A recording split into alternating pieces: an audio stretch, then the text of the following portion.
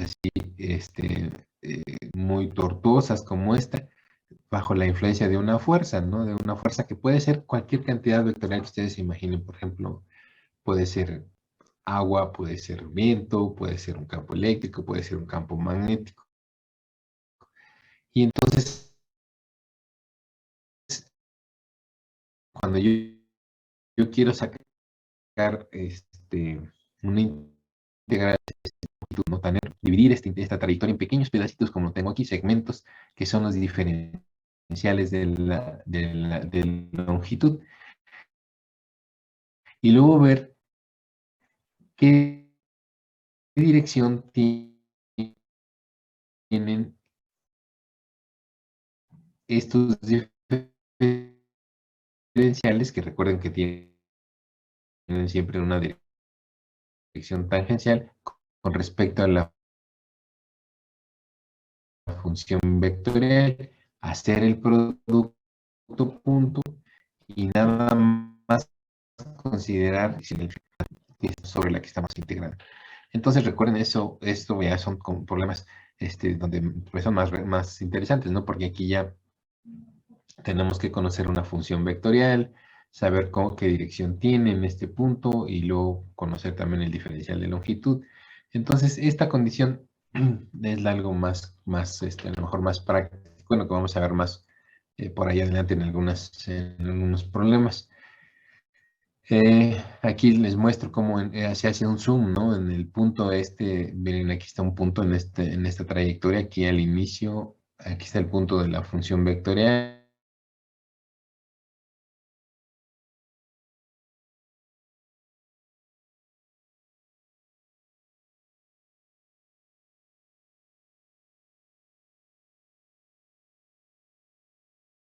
Este es una vía de un ferrocarril, no un ferrocarril, perdón, una vía de vagones de una mina, ¿no? Se han visto los vagoncitos con los que acarrean metal.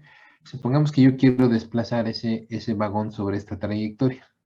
Y agarro y digo, bueno, el vagón está aquí, ¿no? Aquí está, aquí lo pongo. El vagón es un cuadrito que estoy poniendo aquí. Perdón, déjenme ponerlo un poquito más. Aquí está el vagón que voy a empujar. Y yo agarro y digo, bueno, voy a desplazarlo desde aquí hasta acá.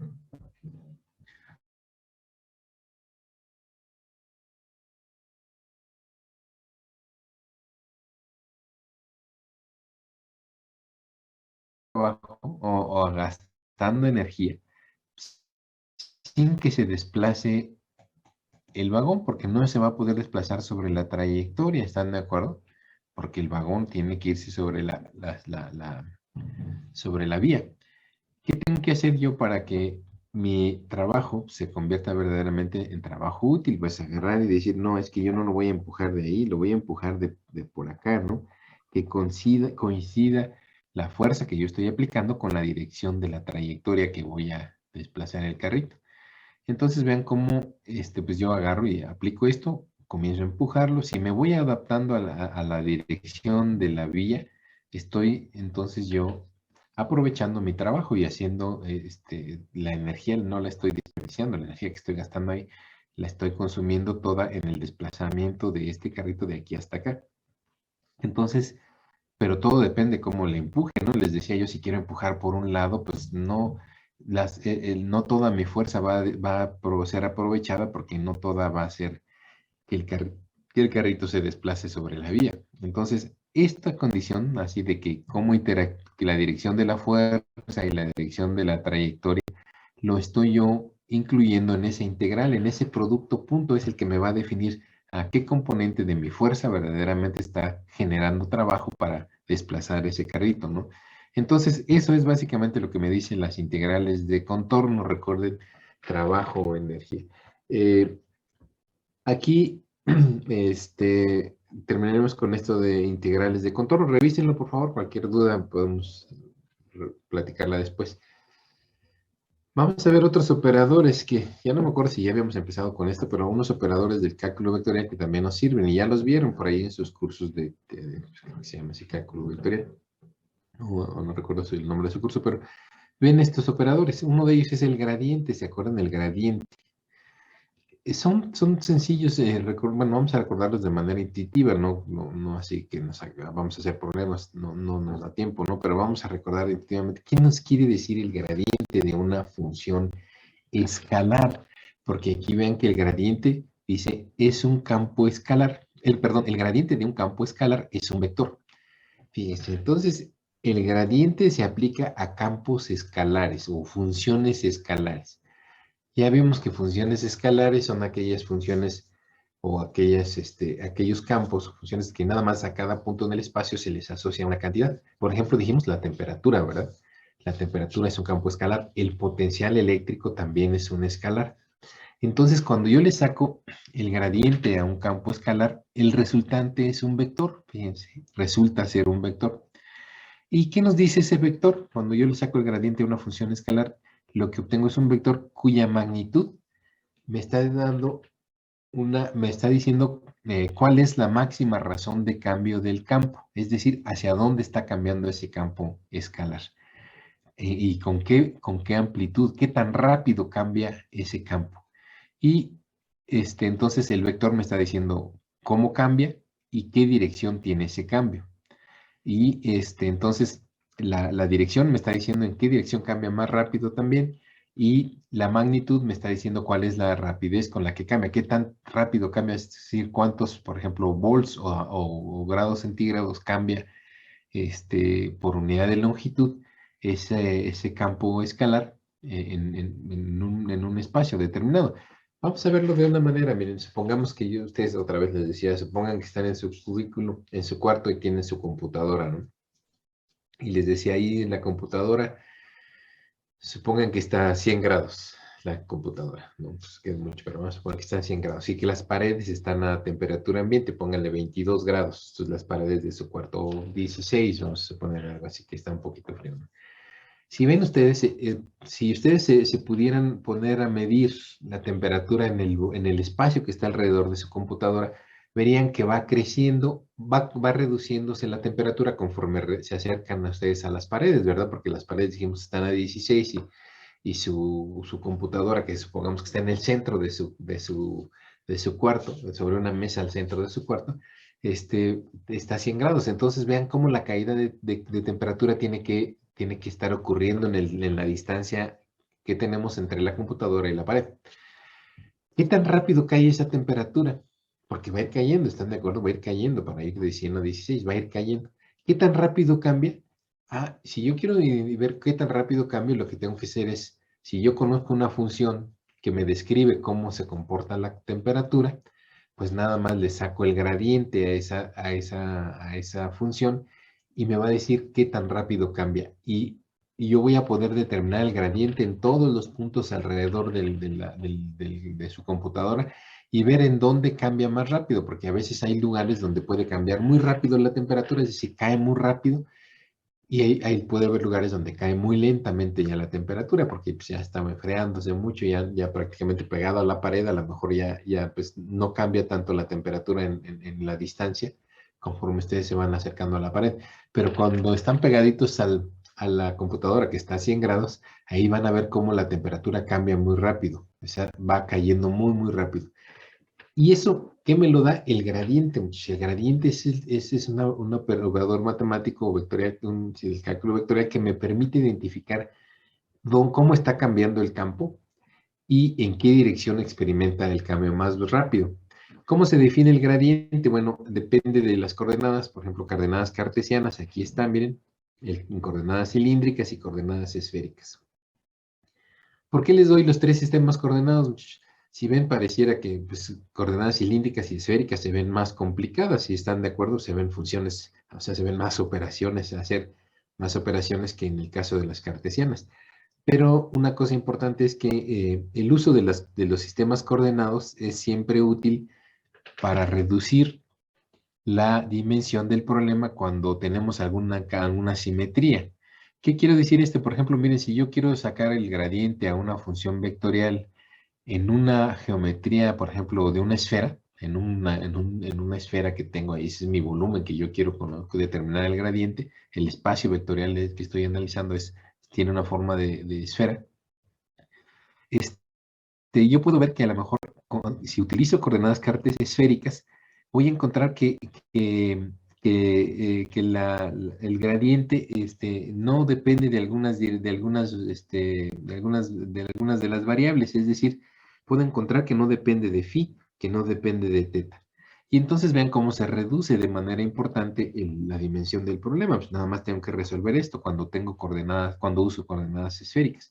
Sin embargo, si quiero usar coordenadas cartesianas, no puedo encontrar esa condición de que no dependa de un ángulo o de ángulo phi o del ángulo teta, sino que tengo que aquí trabajar con las tres variables independientes que son x, y, z. Entonces, en realidad, cuando lo que va a definir el uso de coordenadas cilíndricas o esféricas es la geometría de mi problema y pues ver que me facilite resolver el problema el uso de uno u otro sistema coordenado. Yo no voy a estar utilizando coordenadas esféricas si no me ayudan a reducir la complejidad del problema. Mucho mejor uso cartesianas, ¿no? Pero si yo veo que el problema tiene cierta simetría o geometría que se puede representar como coordenadas esféricas o coordenadas cilíndricas y que eso me ayuda a reducir la dimensión del problema, pues entonces las uso, ¿no? Por ejemplo, yo si resuelvo un cable, vamos a ponerles ahorita un ejemplo, un cable de potencia, ¿no? Un cable de alta tensión. Si ven, son cilíndricos, tienen una simetría, ustedes lo asocian a un cilindro, lo pueden ver como un cilindro y entonces dicen, voy a usarlo con coordenadas cilíndricas, porque con coordenadas cilíndricas yo puedo eliminar la dependencia con respecto al ángulo y la dependencia con respecto a z, que es la longitud del cable. Y el ángulo, pues también en cualquier posición angular alrededor del cable, pues es el mismo fenómeno, no depende, o sea, no va a cambiar si yo estoy en un ángulo o en otro, lo que estoy analizando. Entonces vean cómo yo puedo reducir el análisis de un cable a una dimensión mucho más pequeña, una sola dimensión, ya no son tres dimensiones, ¿ven? Pero eso es porque tengo simetría en el cable que me permite reducir componentes y por eso utilizo cilíndricas para el caso de un cable. Si eso estoy usando algo que parece una esfera, por ejemplo una carga espacial, que quiero ver el campo alrededor de ella, pues me conviene utilizar coordenadas esféricas. Y si no, pues entonces las cartesianas, si no hay ninguna simetría que pueda utilizar. Entonces, por eso siempre les pongo los tres sistemas coordenados, porque a veces puede recurrirse a uno u otro. Muy bien, entonces el gradiente, ya dijimos, es una operación que en un campo escalar, perdón, en un campo vectorial, en un campo escalar, en un campo escalar que me da un vector, cuya magnitud es igual a la razón de cambio del campo y cuya dirección es igual a la razón hacia dónde está el cambio más rápido, ¿no? Miren, aquí es un ejemplo, vean. El gráfico, pero bueno, aquí lo vemos, vean. Este es un campo escalar, muchachos. Supongamos que esto es tensión, vamos a suponer que es tensión. Y aquí phi es el voltaje que tiene este cuerpo que está en el centro. Tiene 4 volts. Entonces vean cómo la tensión va cayendo. Por alguna cuestión la tensión va cambiando a medida que me alejo del cuerpo. Y vean que la primera línea que tengo aquí es una línea que tiene un potencial de 3. Es una línea imaginaria que une todos los puntos que tienen un potencial de 3 volts, ¿sí? Y luego viene otra línea que es una línea que une todos los puntos que tienen un potencial de 2 volts, ¿sí están de acuerdo? Y la última es una línea que une todos los puntos que tienen un potencial de 1 volt. Recuerden, es un campo escalar porque solo se le asigna magnitud a los puntos, cualquier punto en el espacio. Por ejemplo, si yo agarro y pongo un punto aquí en esta línea, yo sé que tiene 3 volts, si están de acuerdo. Si pongo un punto en esta línea, sé que todos estos puntos que están en esta línea, que es imaginaria, porque yo nada más la estoy dibujando al elegir los puntos que tienen el mismo voltaje, ¿no? Son 2 volts aquí. Si me pongo en un punto que esté sobre esta línea, es 1 volt, si están de acuerdo. Entonces, supongamos que así está cambiando la tensión alrededor de este cuerpo que tiene 4 volts. Si yo le saco el gradiente a este campo escalar, lo que voy a obtener es un vector, muchachos. Supongamos aquí me coloco en este punto, miren, en el punto donde está mi cursor, ese puntito rojo. Y le saco el gradiente a ese punto, lo que me va a decir el gradiente o lo que voy a obtener es un vector que me va a indicar, que es el vector azulito que tengo aquí, me está diciendo en qué dirección cambia más rápido el voltaje, muchachos. Me está diciendo aquí cambia el voltaje con la mayor, en esta dirección cambia el voltaje más rápido. ¿Y cuánto cambia? Bueno, la longitud de mi flechita me está diciendo qué tan rápido cambia. Si fuera más larga la flechita, más grande, quiere decir que cambia más rápido en este punto el voltaje.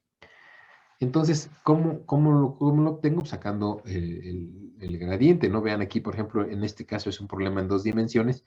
Vean que si es un problema en dos dimensiones en coordenadas cartesianas, utilizo esta definición del gradiente, ¿no? Y entonces, como es dos dimensiones x, y, nada más tengo que sacar la derivada con respecto a x, la derivada con respecto a y, que son dos vectores, cada uno con su dirección. Por ejemplo, este componente tiene dirección x, este componente dirección y, que son estos dos vectorcitos que tenemos aquí en rojo. Si ven, esta es la componente del cambio de la función escalar en la dirección x y esta es la componente del cambio de la función escalar en la dirección y. Sumadas esas dos componentes me da el gradiente total de este, o el gradiente de este vector en este punto, o de esta función vectorial. Vean que el gradiente, vean que el gradiente, por ejemplo, en coordenadas cartesianas, vamos a verlo. Vean, es la razón de cambio de esa función escalar con respecto a la dirección x en dirección x, ¿no? La variación de la función vector escalar b con respecto a y en dirección y, más la razón de cambio de b con respecto a z en la dirección z. ¿Qué me dice cada una de estas componentes, muchachos? Recuerden que la derivada lo que me dice es cómo cambia una función, ¿no? ¿En qué? En la dirección x, o la razón de cambio. La derivada, recuerden que nos da la razón de cambio. ¿Qué tan rápido cambia el voltaje en la dirección x? Este término nos va a decir, ¿no? Y le pongo una dirección, que es la dirección x. ¿Qué tan rápido cambia la función escalar b en la dirección y? Pues la calculo con esta ecuación, con este término, esta componente. ¿Y qué tan rápido cambia en la dirección z? Pues con esta componente. Lo que va a pasar muchas veces es que pueden ser iguales, por supuesto puede crecer con la misma velocidad en las tres direcciones o puede haber una que crezca más rápido, ¿están de acuerdo?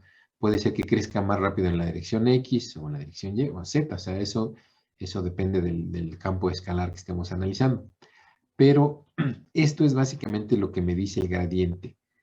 ¿Cómo cambia una función escalar a través de un vector que es el resultante? El vector me va a decir, mira, el cambio más rápido está experimentándolo hacia donde estoy apuntando yo, en esa dirección. ¿Y cómo cambia? Bueno, la longitud del vector o la magnitud del vector me está diciendo qué tan rápido cambia. Por ejemplo, pueden ser volts por metro, ¿no? Cambia tantos volts por metro en esta dirección y esa es la máxima dirección en la que está cambiando, o la dirección en la que el cambio máximo se está experimentando. Entonces puede ser también grados por metro, ¿no? Porque me puede decir qué tan rápido, cuántos grados cambia por cada metro de longitud en tal dirección. Eso es lo que me da el gradiente, muchachos. Y nosotros lo utilizamos mucho el gradiente porque luego vamos a ver que el gradiente, ahorita les acabo de comentar una condición que el gradiente nos puede decir qué tan rápido cambia, por ejemplo, el voltaje en un lugar, ¿no? En un lugar, en un espacio. Lo mismo que hicimos ahorita con lo de su computadora, que decíamos que estaba a 100 grados, su celular, puede estar a 100 volts, ¿no? Supongamos que es un equipo que está a 100 volts y que las paredes de su cuarto están a 0 volts, están a tierra. Pues tiene que haber una caída de potencial desde el punto donde está su computadora de 100 volts hasta las paredes, tiene que ir cambiando la tensión, ¿están de acuerdo? ¿Qué tan rápido cambia en un punto o en otro? Eso yo lo puedo obtener a través del gradiente, sacando el gradiente de, en ese caso, el campo de tensiones, que es un campo escalar. Y el resultado va a ser un vector, muchachos. En cada puntito voy a obtener un vector que me va a decir, mira aquí, en este punto, si te pones en este punto aquí, el cambio de tensión es de 2 volts por metro. O sea, cambia 2 volts por metro, por cada metro de longitud. Y en el que sigue en un puntito más adelante dice, no, aquí cambia 3 volts por metro. Y así voy viendo cómo va cambiando la tensión para cada punto. Entonces me dice la magnitud, pero además me dice, y cambia en esta dirección. Mira, en esta dirección es el cambio máximo. Eso me lo va a apuntar el vectorcito, ¿no?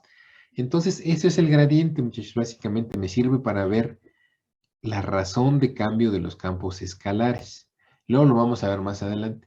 ¿Qué es la divergencia? Es otro operador que también... Yo creo que esto, por favor, revísenlo. Alguna vez lo vieron, muchachos, seguramente. incluso lo vieron con más detalle en matemáticas, pero aquí lo que me interesa es que recuerden cuál es la función del gradiente, para qué la quiero yo, ¿no? Recuerden, esa operación me sirve para ver los cambios, la razón de cambio de alguna función escalar, de un campo escalar. ¿Qué me dice la divergencia, muchachos? La divergencia es otro operador que también ustedes vieron seguramente cuando llevaron cálculo. Y la divergencia se aplica a un campo vectorial también, a un campo vectorial. Se define de la siguiente manera, miren, se puede definir como el producto punto del operador nabla por la función vectorial f, así se define, o también una notación reciente que es poner div de f, ¿no? Divergencia de la función vectorial f. ¿Cómo se define esa divergencia? Bueno, se define como el límite de un diferencial de volumen cuando éste tiende a cero, de 1 entre el diferencial de volumen por la integral de superficie cerrada del producto punto de la función vectorial en producto punto de A. Vamos a ver, ahí dicen, bueno, ¿qué es eso? O sea, ¿qué le dice eso, no? Bueno, vamos a ver rápido aquí este primer término, muchachos, este término que está aquí. ¿Es una integral de qué, muchachos? Esa integral que está ahí. Vean, es un diferencial de superficie, A es una superficie. Entonces, ¿qué es una integral de qué, muchachos? A ver, ¿quién me dice? ¿De flujo? Es un flujo, su compañera dice, es que eso es un flujo, es una integral de superficie que me da flujo, maestro. Me dice si algo está pasando a través de la superficie A, entrando, saliendo, pero hay un flujo ahí, ¿no? Y vean ustedes, es una integral cerrada, ¿sí lo ven? Una integral cerrada, quiere decir que es una superficie cerrada. Es decir, hay un cuerpo aquí, que es vamos a poner que es una esferita, y ese cuerpo está generando, es un volumen que está generado por una superficie cerrada, ¿verdad? Porque el envolvente de ese cuerpo pues, es la superficie A. Y lo que me está dando esta integral de superficie, su compañera me dice, es un flujo, maestra, porque es una integral de superficie. Sí, claro, es un flujo, muy bien. ¿Y de dónde está saliendo ese flujo? De esta esfera o de este volumen que está generado por la superficie cerrada A. ¿Qué quiere decir? Que algo es el flujo que está saliendo o entrando, porque puede salir o entrar, a este cuerpo que tenemos aquí. Ahora, vean que el cuerpo es un cuerpo que tiene un volumen delta V, si están de acuerdo, porque es un volumen, una superficie cerrada que genera un diferencial de volumen, que es muy pequeñito, ¿no? Es una función, un cuerpo tan pequeñito que tiende a cero. Por eso le estamos poniendo aquí que el límite de delta V tiende a cero. Entonces, básicamente, si ustedes hacen este cuerpo más pequeñito, cada vez más pequeñito, pues es un punto en el espacio, ¿están de acuerdo? Es un punto en el espacio. Entonces, lo que me está diciendo la divergencia es, ¿qué pasa en un punto en el espacio? ¿Qué pasa si sale flujo o se consume flujo en ese punto en el espacio? Porque vean que es el límite cuando el diferencial de volumen tiende a cero. Quiere decir que lo que me dice la divergencia, aquí lo vamos a leer, dice, es una función escalar. Fíjense, lo que resulta de la divergencia de una función vectorial es un escalar, es un número nada más. Y me dice, ¿qué me dice ese número? El flujo que sale de ahí, ¿verdad? Pero vamos a leer lo que dice aquí. Dice, es una función escalar que varía con la posición, ¿sí? Porque yo tengo un espacio, ¿no? Y a un punto le saco la divergencia, pues puedo encontrar un valor. Aquí otro punto le saco la divergencia, puedo encontrar un valor.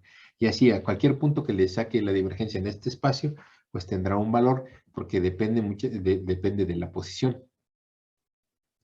Dice aquí, la interpretación puede verse como sigue. Ya que una integral de superficie mide la cantidad de flujo que cruza cierta área, entonces cuando el volumen de dicha superficie tiende a cero, el resultado de la función divergencia roja es la cantidad de flujo que se produce en el punto donde las dimensiones convergen a cero. ¿Por qué convergen a cero? Porque el diferencial de volumen estamos haciendo lo que converge a cero, ¿no? Por lo tanto, esta superficie también se va a ir haciendo cada vez más pequeñita porque el volumen de este está haciéndose cada vez más pequeñito, pues también el diferencial de superficie se comienza a hacer más pequeñito, ¿no?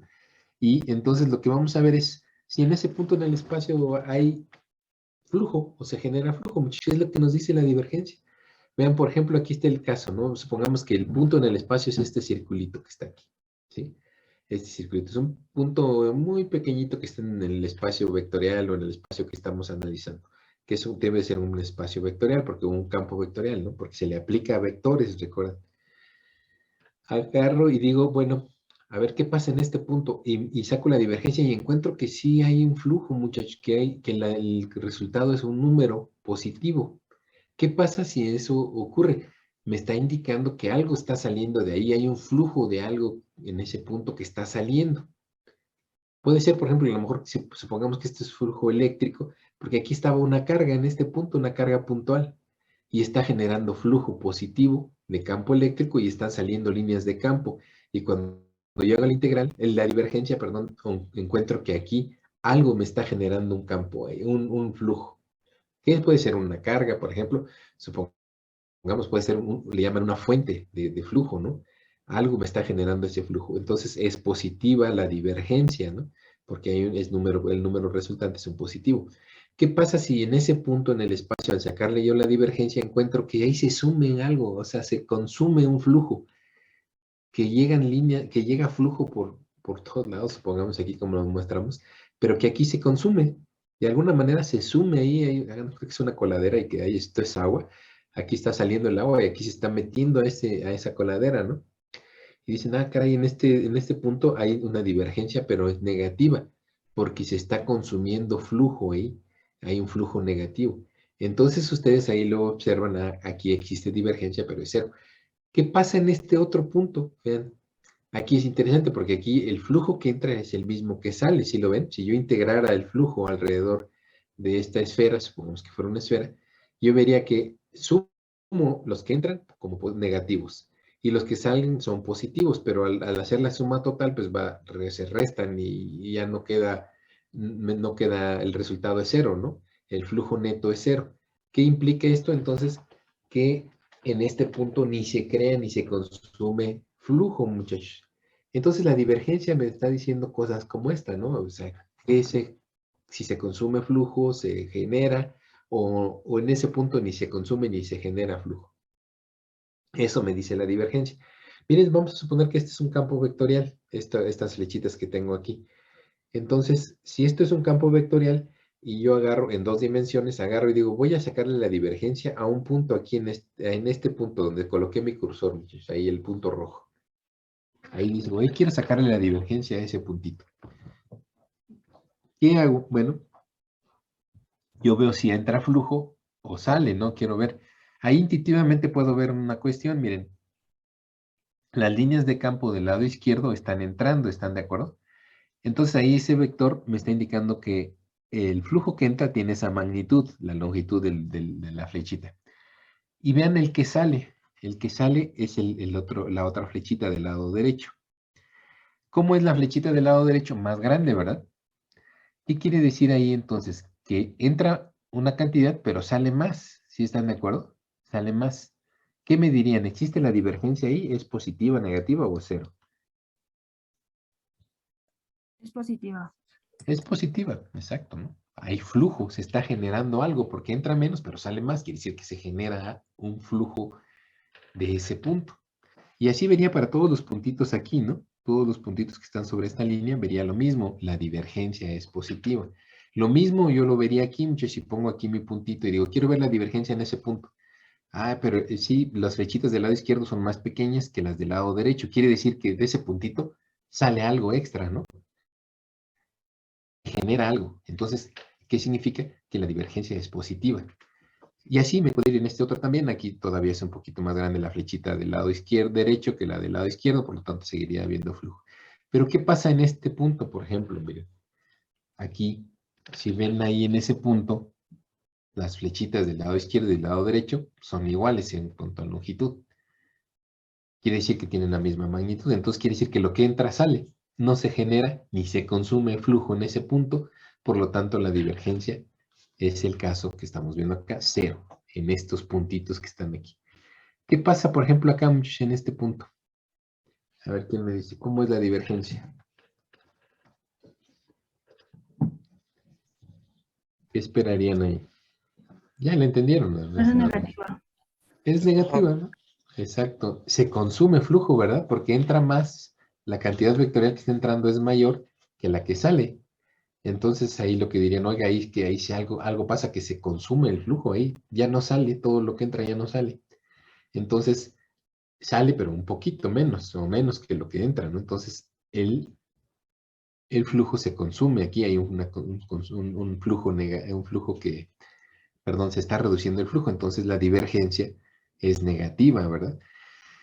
Miren, estas definiciones son bien importantes para entender conceptualmente los campos, muchachos, porque a veces uno, pues sí, nos han hablado del campo magnético, el campo eléctrico y cosas de ese tipo, pero yo creo que entender, no con el rigor matemático que se debe de hacer, porque a veces sí lo tenemos que hacer para ciertas, ya cuando queramos resolver problemas, el rigor matemático, pero antes de eso tenemos que entender conceptualmente qué es lo que nos dicen estas esta operación, ¿no? Las matemáticas en ingeniería eléctrica, en ingeniería, en cualquier ingeniería, las debemos de entender siempre de manera intuitiva, es decir, ¿qué nos están diciendo, no? ¿Qué nos dice esta ecuación?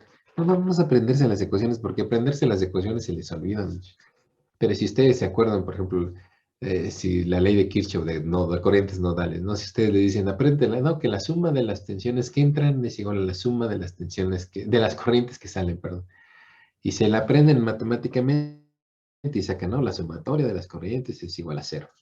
Pues sí, pero si ustedes no se acuerdan que lo que nos dice la ley de Kirchhoff es que en un nodo, la corriente que entra siempre tiene que ser la que sale, es decir, que un nodo no va a consumir corriente, pues entonces dicen, no, pues sí es cierto, ¿no? Pues no puede haber, si entra un amper en un cable, por un cable a un punto donde está un nodo, que es supongamos un tablero donde tengo varias conexiones, pues ese amper tiene que salir a través de otros cables, ¿no? A lo mejor, pero no se va a perder, al menos que haya una falla, pero no se debe de perder esa corriente, la corriente también debe de salir, la que entra.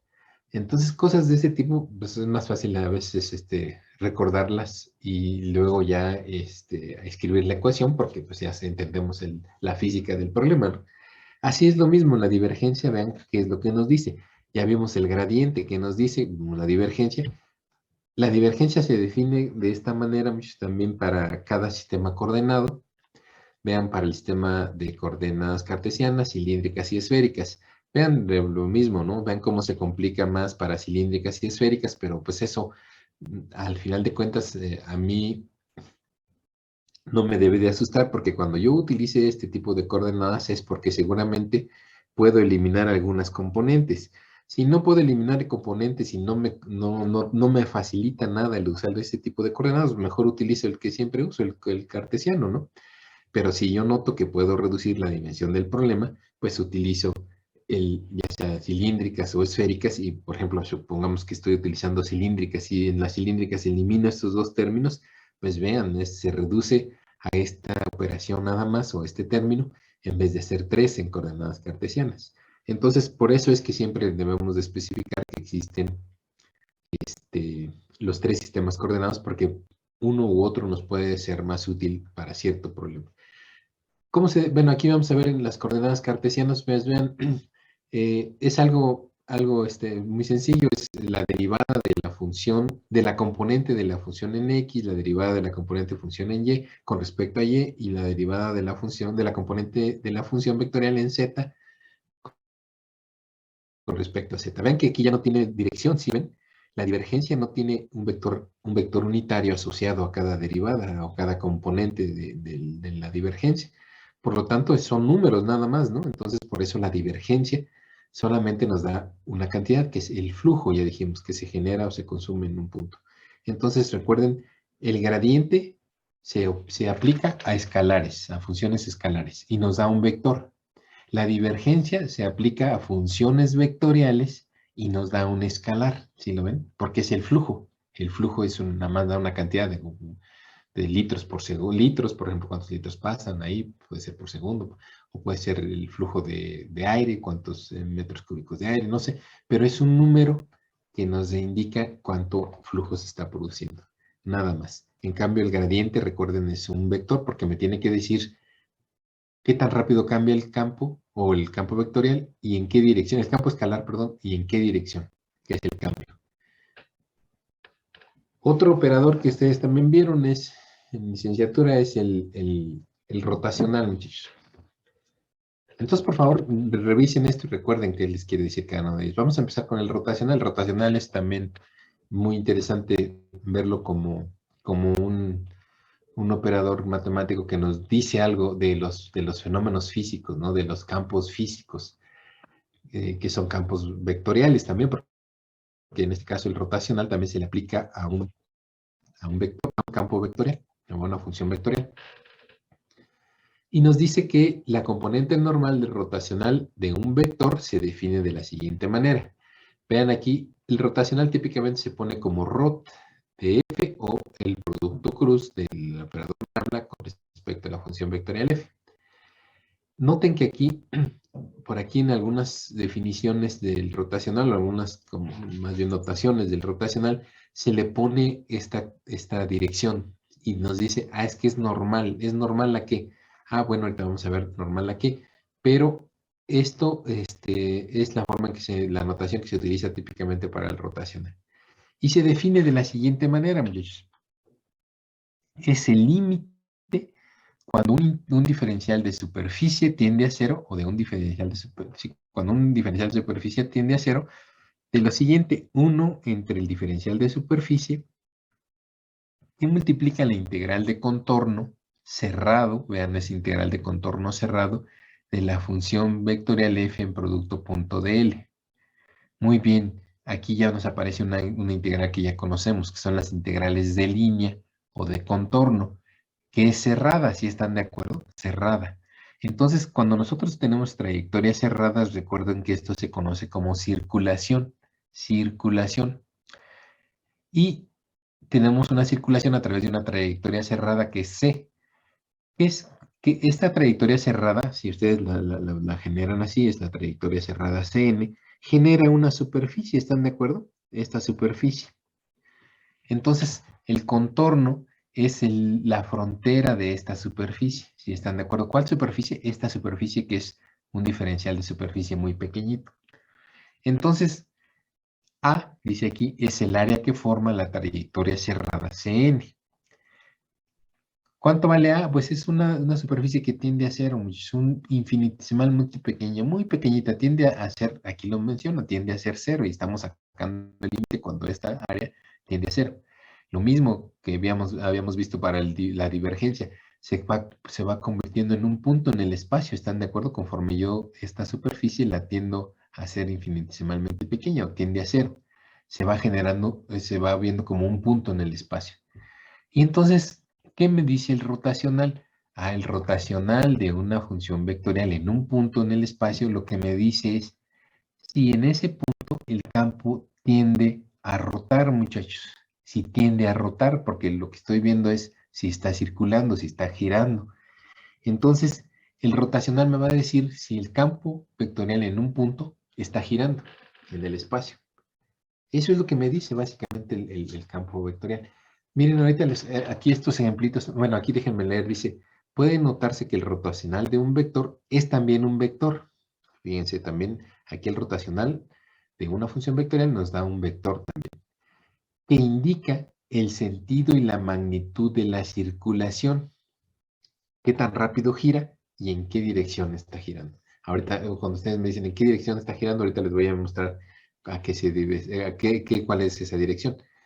Entonces, recuerden que esto lo estoy asumiendo porque recuerden es una integral cerrada, ¿no? De contorno cerrado que se llama circulación, por eso estamos viendo la circulación que es que gira en ese punto el vector. Y dice, es la circulación de una función vectorial, de la función vectorial a la cual se le aplica. Entonces vamos a suponer tengo un campo, puede ser magnético, eléctrico, así en un espacio, en un cuarto, por ejemplo, tengo un campo eléctrico, ¿no? Un campo vectorial. Y quiero ver si rota ahí en un punto determinado ese campo. Pues le saco el rotacional a ese punto y veo si gira o no. Esto ustedes lo han visto, muchachos. A lo mejor no es algo así rigurosamente igual, pero vamos a suponer, ustedes van y ven en un río, ¿no? Ven el flujo del agua. Ese es el campo vectorial o el campo de fuerza. El flujo del río, pues me está indicando la magnitud. ¿Qué tanta agua lleva? Pues es la magnitud.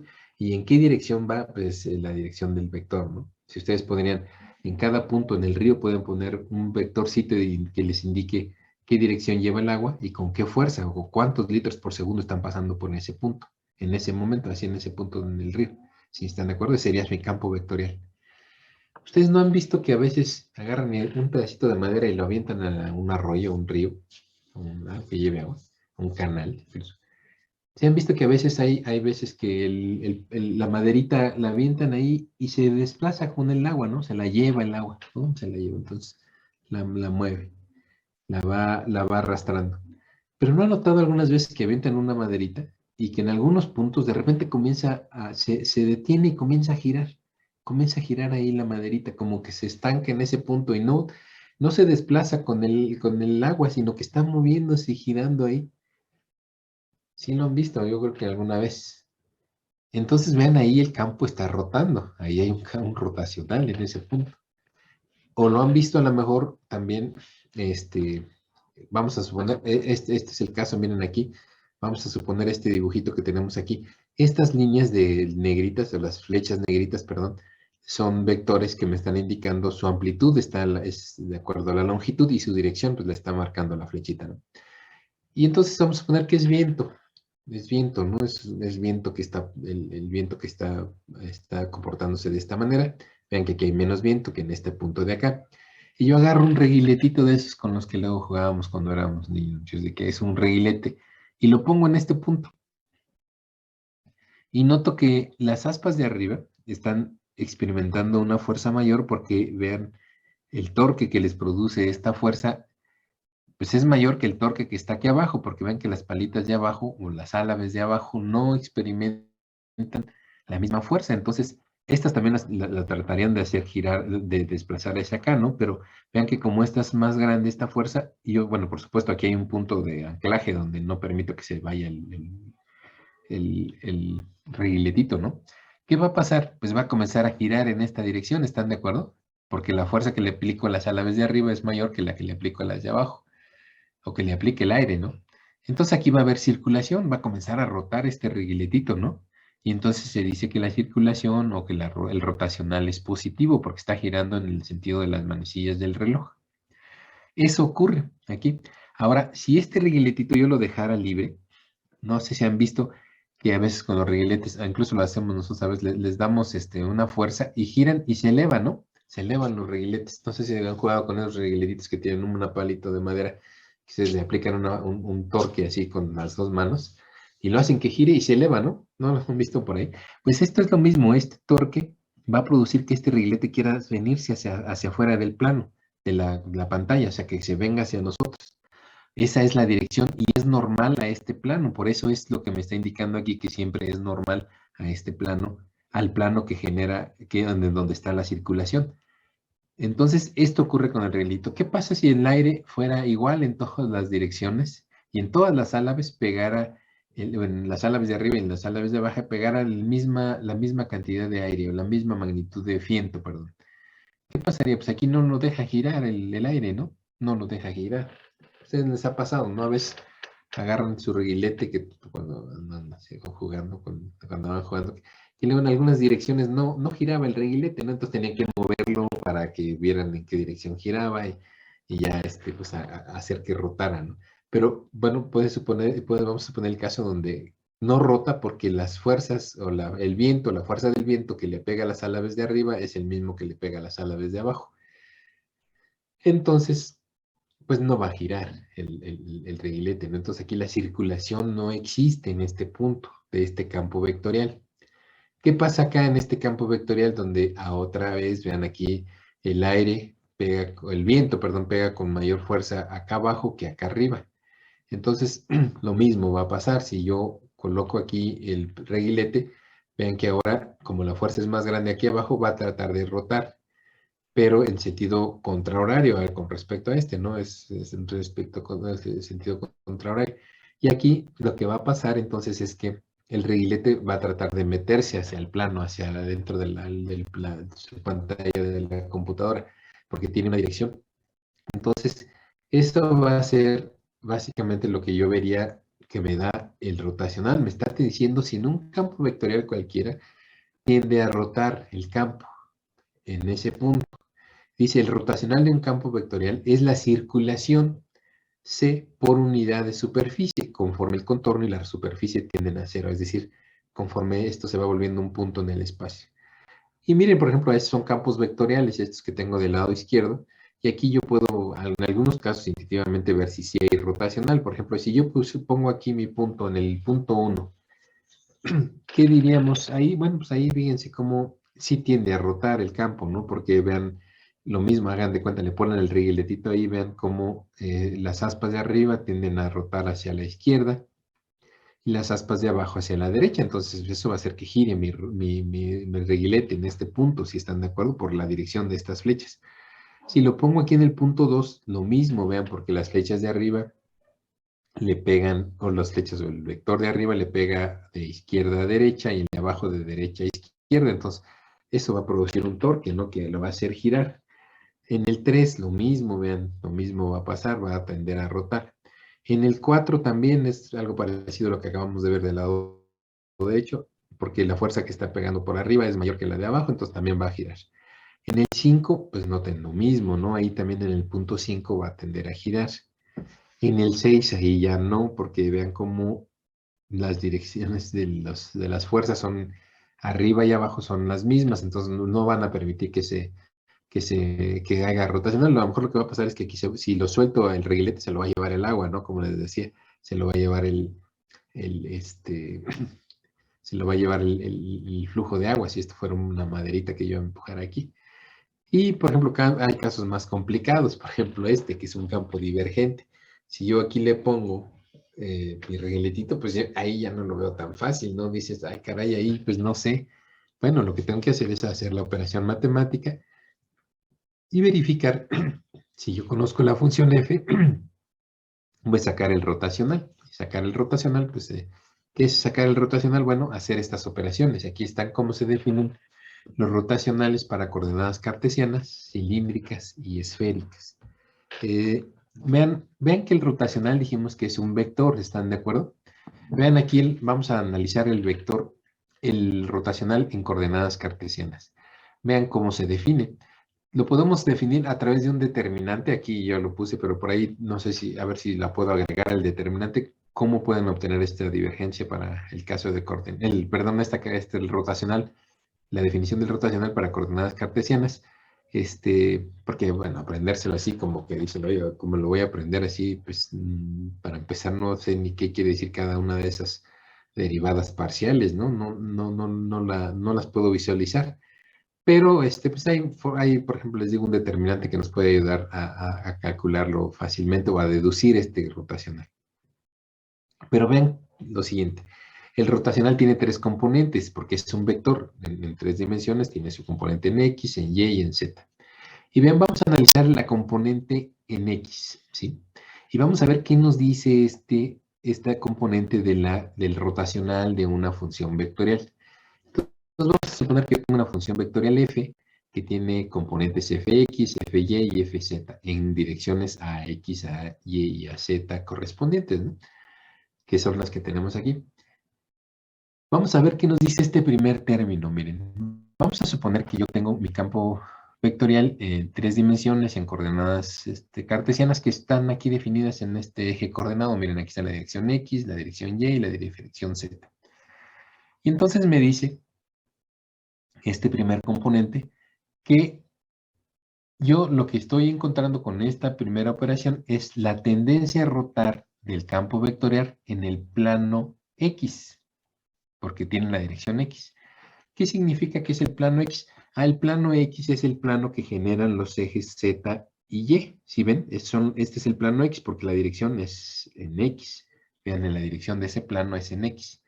Entonces, el plano que genera el eje Z y el eje Y, yo lo voy a conocer como el plano Z. El plano X, perdón, que sería este plano que tengo aquí. Miren, este sería el plano Z. X, perdón. ¿Sí están de acuerdo? Entonces yo lo que quiero ver es si esta función vectorial f, que tiene una componente f de x en ax más una componente f de y en ay más una componente f de z en az, gira en este plano, rota en este plano. ¿Cómo lo voy a hacer? Bueno, aquí me dice cómo lo debo de hacer. Aquí están las operaciones que debo de obtener de hacer para ver si gira. Vamos a ver qué me dice la primera operación. Dice, es la derivada parcial de la función f de z con respecto a y. La f de z pues, es las componentes que tienen dirección en z. ¿Cuáles son las componentes que tienen dirección en z? Ven, aquí está el punto que es el que, al que le voy a sacar el rotacional. Este punto aquí está, ¿no? Donde está el punto rojo. Y vamos a suponer, no los puedo dibujar encima de los vectores, pero vamos a suponer aquí los dibujo a cierta distancia, por eso se ven que están separados del punto, pero básicamente son los que se ocurren en este punto, ¿no? Y vean la componente de f de z que yo tengo aquí es, en este punto, del lado izquierdo es hacia abajo, ¿sí? Esta es la f de z en este lado, porque ven, es la función que tiene dirección z. Y de este lado tenemos otra f de z, que es el vector de este lado, ¿sí están de acuerdo? Tenemos las dos componentes f de z. Donde, bueno, en un punto y en el otro punto y2. Este es el y1 y este es el y2, ¿no? Entonces lo que me está diciendo aquí esta componente me dice, oye, ¿cómo cambia f de z con respecto a y en este punto? Ah, bueno, os voy a ver. Fíjense aquí, es negativo, ¿sí están de acuerdo? F de z es negativo en este punto y, que es el y1. Cuando paso a y2, f de z se vuelve positiva, ¿sí están de acuerdo? Vean cómo en este lado y luego al pasar a este otro punto en y se vuelve positiva. Entonces, ¿cómo es el cambio de f de z, muchachos? Ah, bueno, vamos a ver. Fíjense, pasa de menos a más. ¿Cómo es el incremento de f de z con respecto a y? Si pasa de menos a más. ¿Positivo o negativo? ¿Quién me dice? Si algo pasa de menos a más, ¿cómo es el incremento, muchachos? ¿Positivo o negativo? Positivo. Positivo, ¿verdad? Entonces dicen, ustedes dicen, es positivo este incremento. Esta diferencial de f de z en y, en este punto es positivo, porque cuando yo paso de un punto y, que es este, a un punto y, que es este otro, porque es, por ejemplo, el incremento positivo, porque voy creciendo conforme me desplazo sobre y, ¿están de acuerdo? Paso de un valor negativo a un valor positivo. ¿Qué quiere decir? Que está incrementando, que esta derivada, que es la razón de cambio de la función f de z con respecto a y, es positivo porque incrementa. Ah, muy bien, entonces ahí el incremento, este término me dice que es un incremento positivo. ¿Qué pasa con el incremento de f de y con respecto a z? Voy a borrar esto de aquí, perdón, nada más. Vamos a ver, allá vimos que este es positivo, ¿no? Que este es positivo, este incremento. Vamos a ver qué pasa con el segundo término. Es f de y. ¿Cuáles son los f de y? Bueno, las funciones f de y son estas flechitas horizontales porque están en la dirección de y, ¿están de acuerdo? Entonces tengo aquí f de y1 y acá tengo f de y2, ¿sí están de acuerdo? Y me dice, ¿cómo cambian con respecto a la dirección z? Es decir, con esta dirección del eje vertical. ¿Cómo cambian? Cuando tengo un valor z aquí, ¿qué pasa cuando yo me desplazo hacia arriba a un valor z2? Ah, bueno, fíjense, aquí dice, bueno, cuando te desplazas aquí es positivo, ¿están de acuerdo? Porque esta es la dirección positiva de la función f de y hacia la derecha. Este pedacito es positivo, este vector, perdón, es positivo y este de acá es negativo porque va en dirección contraria a la dirección positiva del eje, ¿están de acuerdo? Entonces, vean, aquí lo que yo diría, este es positivo y este es negativo. Y cuando yo me desplazo entonces en z, ¿cómo es el incremento en f de y, muchachos? Si pasa de más a menos. ¿Cómo es el incremento? Si paso de más a Negativo. menos. Negativo. Muy bien, dice. Negativo. Exactamente, negativo. ¿Sí ven? Este incremento es negativo, este incremento es positivo para este caso que estamos analizando aquí. Ahora vean que se están restando esos dos incrementos, es lo que me dice la definición del rotacional.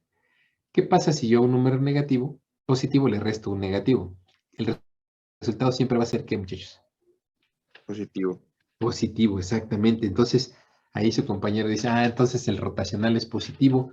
Quiere decir que existe el rotacional aquí, está rotando y siempre, y es positivo y va a tener una dirección positiva en el eje X, es decir, va a salir, su dirección del rotacional es en esta dirección.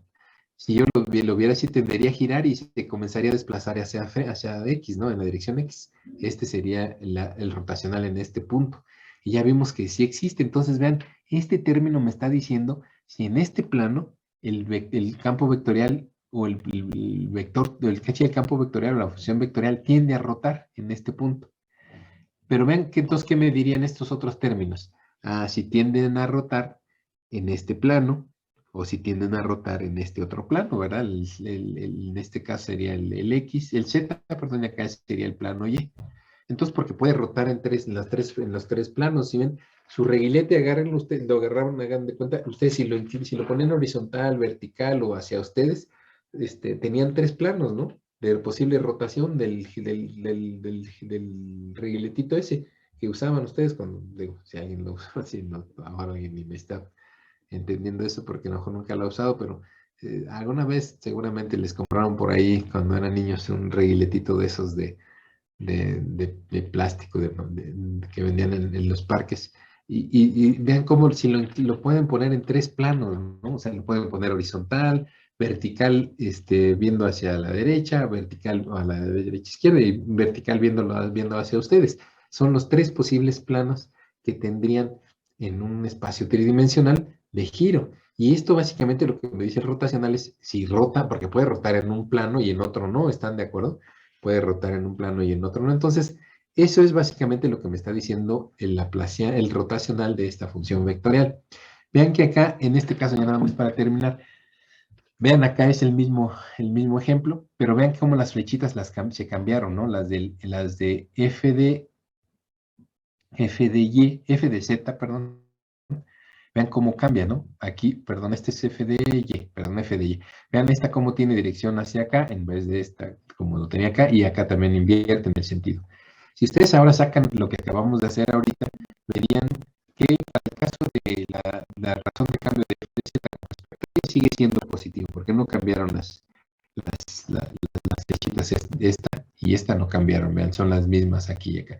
Pero las que están en F de Y, esas sí cambiaron, vean, porque se invirtió la dirección de esta y de esta de acá arriba. Entonces vean cómo ahora están invertidas. Entonces ahora noten que el cambio en F de Y con respecto a Z es de menos a más. ¿Sí están de acuerdo? Porque este va hacia el negativo, hacia el sentido contrario, y este hacia el sentido positivo. Entonces va de menos a más. Si ven estas dos flechitas, cuando vean el incremento en Z, vean que va de menos a más, por lo tanto, es positivo el incremento. Entonces ahora el incremento es positivo. Pero noten ahora ¿qué podemos decir? ¿Existe el rotacional aquí? ¿Existe?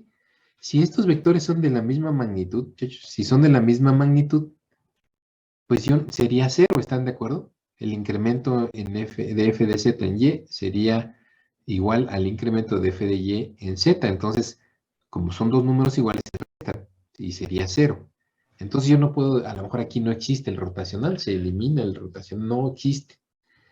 Pero pudiera ser a lo mejor, ¿qué tal si estos vectores no fueran de igual tamaño o uno fuera más grande que otro? Aquí entonces ya no podría yo saber, ¿no? Si existe o no el rotacional, porque puede ser que este número sea mayor que o este sea mayor que y entonces sí podría existir el rotacional. Podría ser positivo o negativo incluso. Pero si son idénticos estos vectores en cuanto a amplitud, lo que encontraría es que no existe el rotacional aquí, muchachos. Si lo ven, no rota el reguiletito aquí porque arriba a estos vectores de los vectores en F lo están queriendo hacer girar hacia el lado de las manecillas del reloj. Pero estos otros vectorcitos que están acá, los del F de Z, lo están queriendo hacer girar en sentido contrario, en sentido antihorario. Entonces, si son iguales esas dos fuerzas, o esas dos torques que le estoy aplicando, pues no va a girar, se van a contrarrestar una de la otra y ya no va a girar. Entonces, esto es básicamente el rotacional, muchachos, por favor, revísenlo, pero de lo que nos dice el rotacional es la tendencia a girar de un campo vectorial en un punto en el espacio, ¿sale? Nos vemos el próximo martes, porque el lunes es día feriado, jóvenes. Por favor, revisen esto y nos vemos la próxima clase. Ya casi acabamos con el repaso de esto de matemáticas, yo creo que el próximo martes. Cuídense mucho, que estén